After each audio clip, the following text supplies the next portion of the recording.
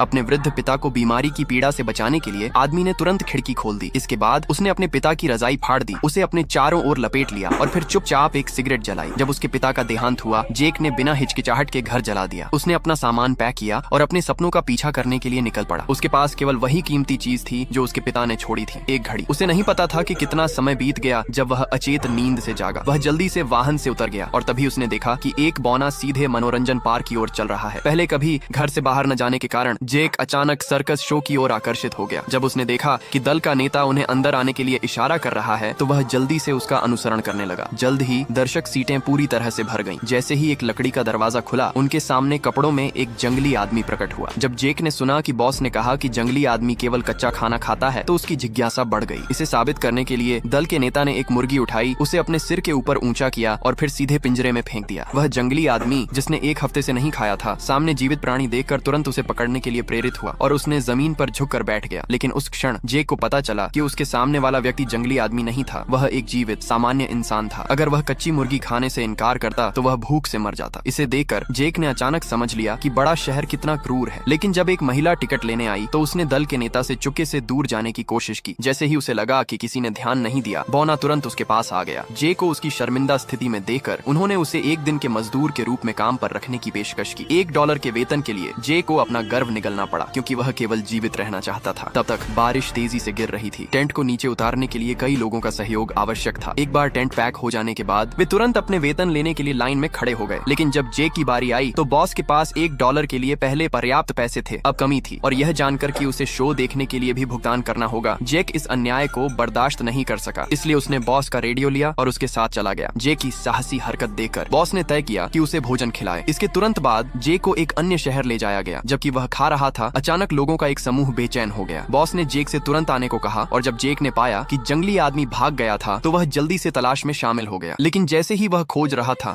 जेक ने अचानक एक आकृति देखी।